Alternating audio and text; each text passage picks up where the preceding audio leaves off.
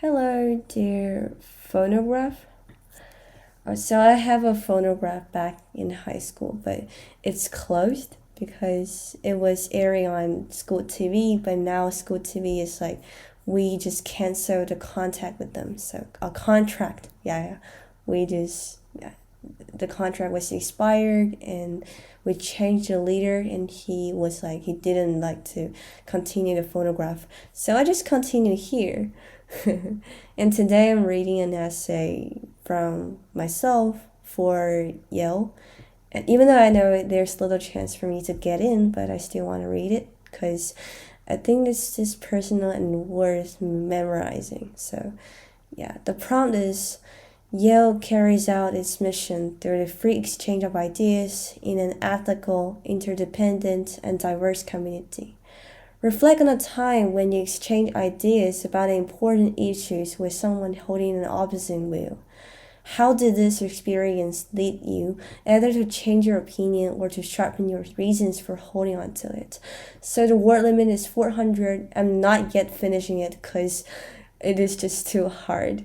And yeah, it's like 300 words for now, but I guess later I'll just revise it a little bit. So, yeah. Okay, so let's jump right into it. Am I working so hard today to escape from the past? That's a question that has baffled me for long. At sleepless nights, it struck me with self-loath, uneasiness, and swarms of pressure.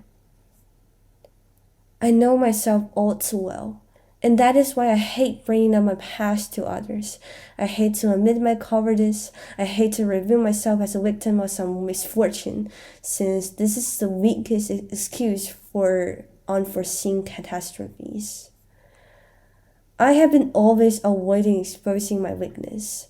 Since I was little, my father has always told me being weak, yeah, it's unacceptable. He prohibited any crybaby stuff. As a result, I did not allow my past to be revealed in front of others, and I hope to bury the old version of me forever. And that's why I said I am escaping from the past and running away from that once covered girl. Clicking the send button, I waited for his response. Then my phone vibrated. You don't escape from the past, you rewrite it. How? The dust has settled down. Plots are written, no wait to make revisions. Well, with your passion and ambition. Though these words seem so comprehensible and many of them seem so superficial, it still stirred up a mind. How? Well, on second thought, I came to understand this epiphany. I cannot cancel myself in the past, but I have gathered the courage, after these years of growth, to tell that I am different now. Rewrite the past means to embrace it, accepts its perfectness and imperfectness, and moves on with lessons gained from experience. So I acted on it. With the new goals and destinations, I wrote my own life stories with passion and ambition, reaching out to more communities and larger platforms. If the past me knew me now, she would be confident. Oh, that's the end of the story. So I think the shortcoming of this essay is that the how part is so strong that what comes after, like the epiphany part, is kind of weak. I mean, it's not that kind of convincing, or it's just like nothing happened. It was myself who figured it out. That seems so ordinary and too plain somehow. So I would say this is not a exactly not a good example of good essay. So, but I'm just like trying to remember, like rewrite the past. This fantastic idea, because I never thought of this word. I had never thought of this before. Even though some people may tell me that, hey, you should not always like think about your past. They did not say, they did not talk about rewriting it. So it's kind of really, really different. Like it's like a revelation, and yeah, for me it was mind blowing. Yeah, so good. And so yeah, And I should add some parts, I guess, at the end. I think because I have mentioned that being weak is unacceptable. That was some old sayings and old thoughts from my father. And I would say that maybe at the last part I should add something like, because I have been put on, like, I was like somebody else exerted their own expectations on me.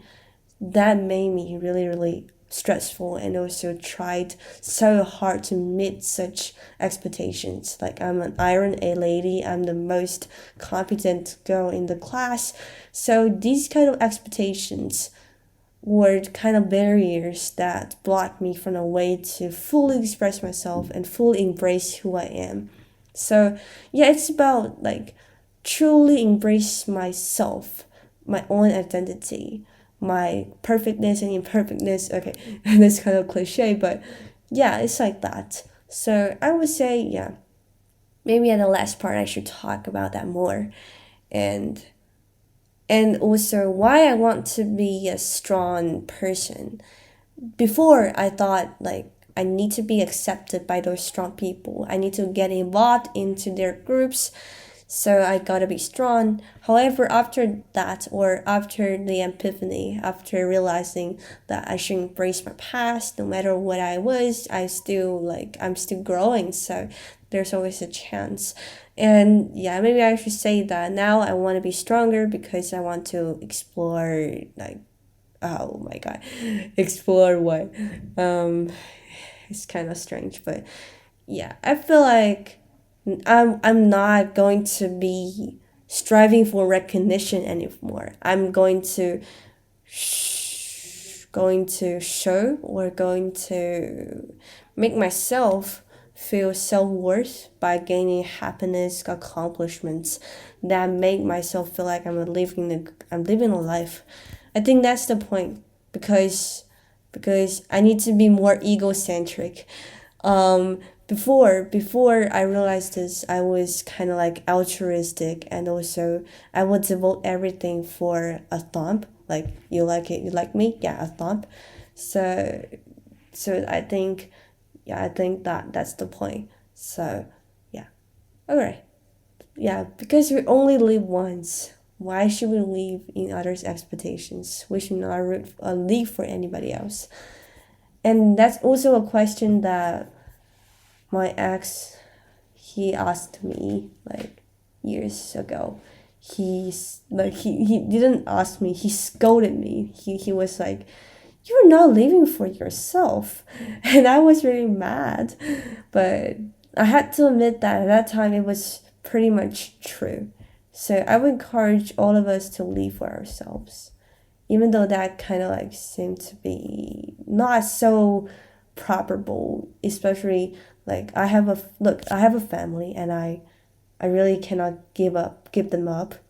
Never gonna give them up. Like, I cannot give them up. So yeah, so it is hard to say that I can absolutely live for my own only, but I'll try anyways. Yeah. Okay, that's all. I need to do my homework. Bye.